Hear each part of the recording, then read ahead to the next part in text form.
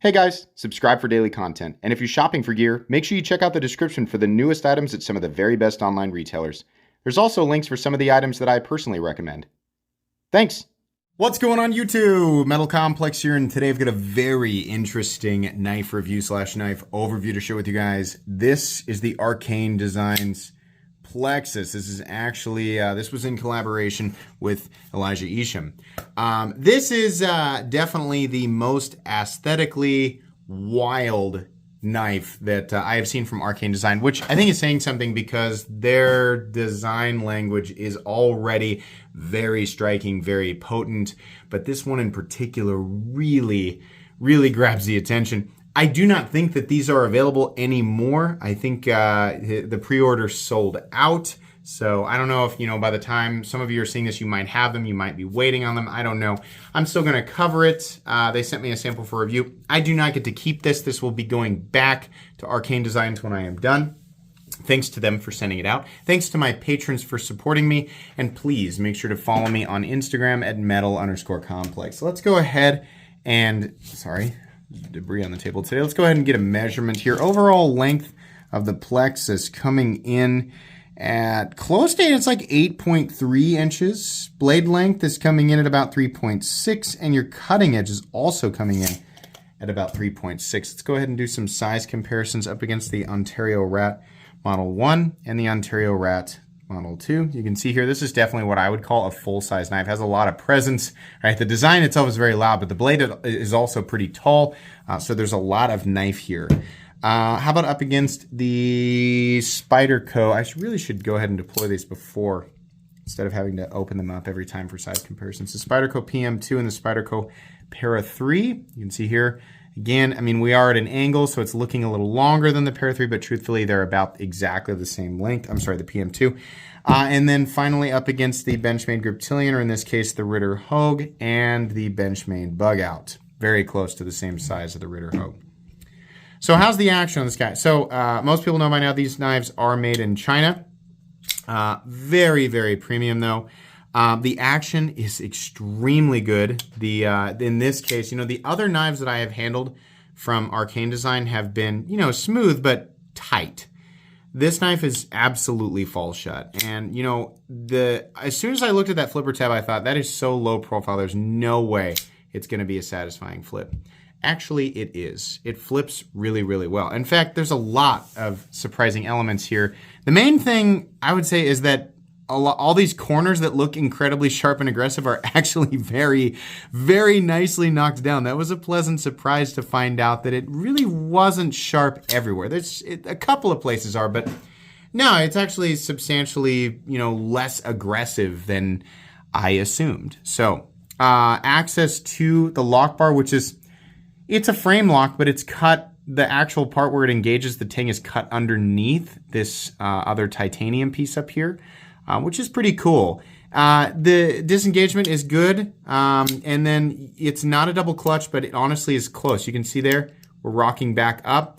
If you can get low enough to get down to where the flipper tab is contacting your thumb, you can't be so close to it. When you disengage, you gotta be kind of down here, which is a little bit risky because you don't want the flipper tab missing your thumb and the blade coming down on your fingernail.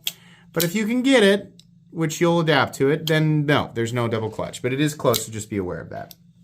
Let's go ahead and do carry profile. Thickness up against the Spyderco Para 3. Oof, it is thick, especially up here. Now, not all of the knife is that thick. It sort of tapers up and gets thicker as we get to the top, but like down here, not nearly as crazy. It just gets wider and wider as we get to the top. So, you're going to notice that. It's just one of those things you're going to notice. Length and height up against the PM2 and Para 3. You can see here, it's about the same close length, maybe a hair shorter than the PM2, definitely longer than the Para 3 is. In terms of height, it's still not quite as tall. It's close, but not quite as tall. Still something you're going to notice in the pocket, though. Materials, we are looking at titanium. And we are looking at, I think we probably saw it on the flipper tab. Yeah, right there. We're looking at M390. Weight. Technically there is, well, it's actually not there's weight reduction. I say technically because I was going to say it's Elijah Isham design, but he usually has the holes all the way through. This is not the case. This is solid, and then the holes that are milled for weight reduction are on the inside. So weight on this guy, pretty heavy, 5.54 ounces, definitely not perfect ratios. 5.5 ounces is approaching, the definition of heavy knife, right? To some people that is absolutely heavy, to some people that's medium, right? I think, this is about the same as a Hinder XM18 that is full titanium, maybe a half an ounce less, right? That's about where I start to describe actually heavy. So this is what I would call medium heavy, I guess. I think a lot of people are not going to be bothered by this in the pocket, but then again, there are definitely going to be people who are bothered by this. It just depends on what you're used to carrying, but certainly nowhere near the most offensive pocket beast on this channel. Let's go ahead and measure blade stock thickness. So what we're looking at here is probably 145. That would be my guess. Yeah. Am I going to be right for once? 145,000. So there you go. It's PM2 thickness territory. How about a hardware check? Let me get out my tools. As per usual, my tools are very inexpensive and very recommendable. You can find them right down in the section of my description that talks about the tools I use on this channel. We have a T8 pivot. The rest of these screws are absolutely T6. Wish that they were T8, but they're not. Still, though, as complicated as this knife looks, it's really not all that complicated to take apart. It is still just a simple frame lock, and you shouldn't have that much trouble with it. Okay, let's move into the main part of the review. Wow, this thing has an excellent look to it. You can't stop that. I got people who will say that the Rat 1 looks like a gas station knife. And then I got people who say that the Mermaid knife looks like a gas station knife. Honestly, out of the 3,000 videos that I have done, I would venture to guess that there's at least one person who thinks that every single knife that I have shown looks like a gas station knife. So that term is kind of losing its meaning, especially as we progress into, it's going to be 2023 of the knife world now. I'm serious. That definition, it's almost a meme in and of itself. It really just doesn't mean a whole lot anymore. The true definition of gas station knife in my mind is just one that is low quality. But whatever your personal definition of it is, that's perfectly fine. This is a knife that, has kind of that overly tactical mixed with almost science fiction look. But it is made in an incredibly premium way and is absolutely functional, which would separate it from an actual gas station knife. Those knives are hardly functional and made out of garbage. I think actually it's like liquid garbage that they hardened with a mold. That's what I would assume. No, yeah, the look is insane, and the design. I mean, this is so. The design language between Arcane Design and Elijah Isham it's just like a match made in heaven. It worked out so well because you can see both entities here, and they're both glowing so bright. I love all of these crazy, like these lines that they meet up, but then again, they don't. They seem to kind of almost come from nowhere, and then they all sort of transition into the same thing. I love especially this area right here that opens up from the scales into the blade. And then we have, truthfully, not all that uncommon of a blade shape, but they made it look super cool. It's a compound tanto. The flat runs almost directly down the center, and we have a large swedge up top, a little notch right here just to give it a little extra angry, right? This is hollow ground right here and comes to a surprisingly thin edge. This up here is flat ground and is much thicker, but this is actually a pretty darn functional blade. The edge is bitey. It is razor thin right there at the edge. You're still going to be pushing quite a bit of material through whatever it is you're cutting, but this is a very capable blade and will slice, cut, puncture, etc. Right? Got a little bit more strength out here, a little bit more robustness with this flat grind, and then this edge definitely going to be used for your slicing tasks. We have a nice sharpening choil, so resharpening this. Other than the two separate, you're going to be sharpening this edge, and then you'll have to adjust and do this one separately. There's also a little bit of belly here, which I think is nice. I think it looks better than if it were just a hard straight angle. But yeah, it looks good. These edges are very sharp. So if you're somebody who strikes flint off of the back of your knife, like if you use a ferro rod, boy, that'll make sparks, definitely. If you don't do that, That's just an area to keep your fingers away from because it will shave the dead skin off of your thumb easily.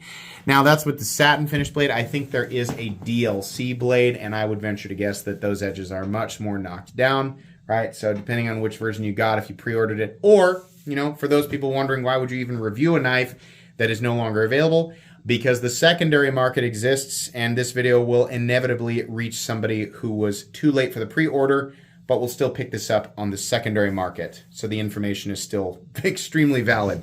The DLC ones will probably be much more knocked down. I like that this side does not have, you know, the head, the adjustment head. This is really cool that they just left all of the marks, no logos, nothing.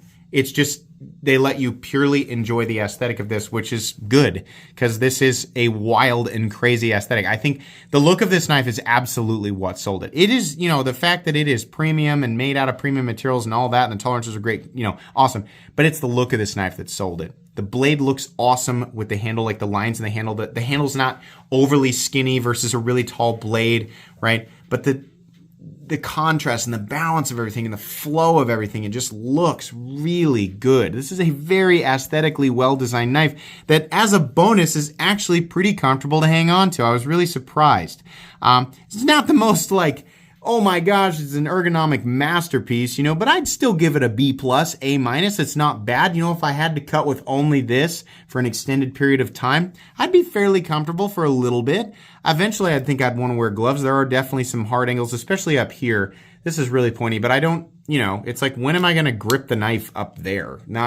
Probably not, right? Down here where you're supposed to grip it, yeah, it's all right. Some of these are a little bit hard angles, but they're not sharp, right? It's just kind of abrupt. The pocket clip has a little bit of a point to it. It is a milled clip and it's flat. But you'll still feel it just a little bit. Fortunately, all of these areas back down here, sorry, I won't wave it around anymore. The areas like this that on past Arcane design knives are really sharp.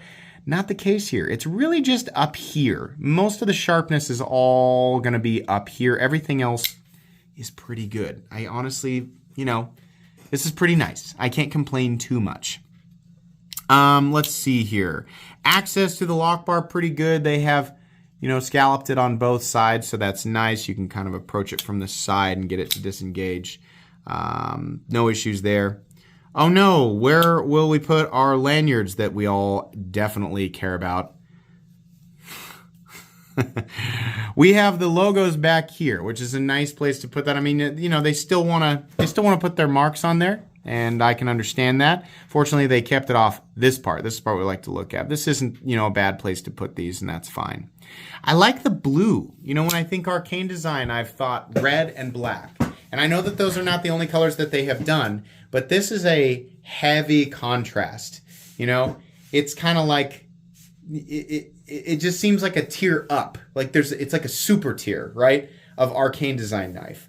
And the blue, it's like a light blue, maybe depending on which angle you're looking at, maybe a hint of purple gets in there. Will it pick it up on camera as we bend this? You can get the slightest hint of purple with this nano, right?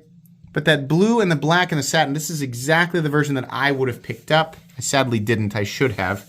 I just didn't know it was going to be, I thought it was going to be smaller. I did not know that it was going to be this intense. But the blue and the black and the satin look really good. Then the black and the satin also looks really good. It's nice. I think they picked the right color. The pocket clip, fortunately, is also blue and is mounted in a way that allows for about medium depth carry. We have a nice ramp underneath the clip, so easy in and out of the pocket, nice smooth surface. It is an exposed frame lock, but it seems to work pretty well. Even if you have a little bit of pressure on that lock bar, it seems to still want to flip. So there's a nice ramp there that allows you to do that. And I can't complain too much about that. We have a traditionally located stop pin with some shouldering. So that's nice. No blade play up, down, left, or right. No lock stick. No pivot lash. Extremely smooth in here. This is far and away the smoothest Arcane design knife that I've ever experienced. And we have perfect centering. This is really cool, right? There are plenty of super functional knives, super utilitarian knives out there that can be purchased for less than $50, and you will be perfectly happy. the reason to pick this knife up, or the reason that people did, because here's the thing, you know, people go, well, it's too much pomp and frill, and it's not focused on utility. You can sit there and, you know, say that all you want. They sold out, right? So they're sold. Like that. You can complain all you want. It's not like you're gonna change anything about the success of this design. It was factually successful, right? But the reason that people pick these up is not just because it is a cutting tool. It's not like they were thinking, oh, this knife, you know, is going to grant me some, you know, additional level of convenience through utility, right? No, I think most people know, like, you know, they're buying this because they think it looks cool, right? It's just an added benefit that it actually is fairly ergonomic and has, you know, a blade shape that, while not the best at everything, will certainly slice and cut, and is made out of, you know, a premium composition, M390. The level, here's the thing. This is a $400 knife. It was a $400 knife. And there's a lot of competition in this zone, right? There are knives selling for $350, $400 that offer good levels of detail and design, right? And then there are other ones that they're asking that much, and there's almost nothing. It's just like flat, blocky titanium handles and M390, and they're like, yeah, this is what you want, right? Please, you know, can we have your money? And it's always annoying. It's like, no, your knife belongs down in the $200 area, and you're asking, you know, $350 to $400 money for it, and there's just not enough detail here. This knife offers detail beyond detail. Yes, it is just titanium and M390, but I don't think it takes a genius to see that way more work goes into each one of these individually.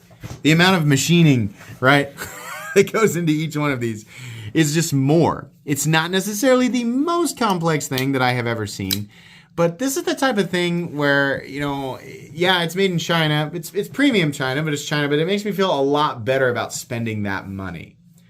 This is very, very cool. And honestly, had I picked this up, I would not have been disappointed at all. If anybody is still waiting on theirs at the time of this video, you're going to be very impressed with this. And if you're somebody who's considering picking one of these up on the secondary market, I wouldn't spend more than $400, but if you can get one for around that price, I think you're going to be really happy with it. Generally speaking, I think that this is a knife that is recommendable for people, you know, who are looking for something extra, for something wild and crazy, right? Just the knife element of it is just like, that's fine. Granted, it's going to cut, whatever, I expect that. But I'm looking for something more, right? You want those enthusiast elements. You want those design elements. You're going to be happy with this. And those are the people who bought it. I mean, it was marketed correctly. He knew his demographic, right? It made sense. It doesn't have to impress, you know, just the people who are like, oh, I take my knife out and I just use it for what it's meant for, right? I take pride in that. All right, how did you end up in this corner of the knife world? Welcome. This is the enthusiast corner of the knife world. It's cool that you like knives for that, but just know where you are. We exist, and we are a much larger population than I think a lot of people think we are. But yeah, those are the people who it was meant for, and those are the people who bought it.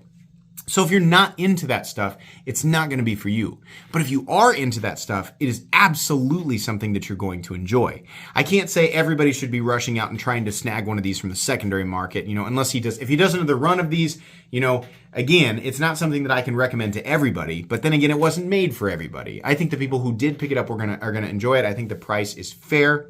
Considering, you know, these are all done also in small batch. He's not pumping out, you know, thousands and thousands of these. So yeah, that's how I feel. I think this is awesome. Definitely the best Arcane design that I've ever seen. And truthfully, this is my favorite Elijah Isham design. It's not as insane as some of his stuff is, you know. It's just the right amount of weird. You know, it works out. Everything flows together, and I just like it a lot. So yeah, I think that's all I can say.